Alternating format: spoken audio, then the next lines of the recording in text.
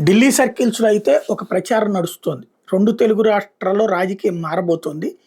ఒకటి తెలంగాణలో ఇప్పుడు ఈ కేసీఆర్, కేటీఆర్‌ల గొడవలో కేటీఆర్ వైపు ఉంటే ఓ సమస్య, కవిత వైపు ఉంటే ఓ సమస్య.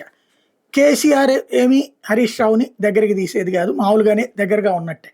ఎట్ ద సేమ్ టైమ్ ఈ కుటుంబ గొడవల మధ్యలో తను నలిగిపోకూడదు. కిందసారి అధికారంలో ఉన్నప్పుడు నలిగిపోయాడు. కాబట్టి హరీష్ రావు బీజేపీ వైపు వెళ్ళిపోతారు అన్నటువంటి ప్రచారం జరుగుతోంది. నెంబర్ 1.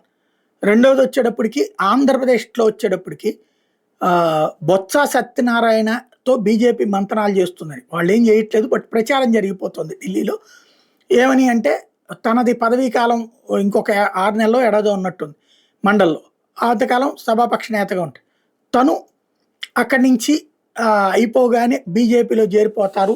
బీజేపీ వాళ్ళతో మాట్లాడుతున్నారు అన్న ప్రచారం అయితే జరుగుతుంది. ఇది ఢిల్లీలో ప్రచారం మాత్రమే, ధృవీకరించినటువంటి అంశమే. కాకపోతే బీజేపీ బలోపేతం కావడానికి వేసే ఎత్తుగడలు అన్నటువంటి ప్రచారం అయితే జరుగుతుంది.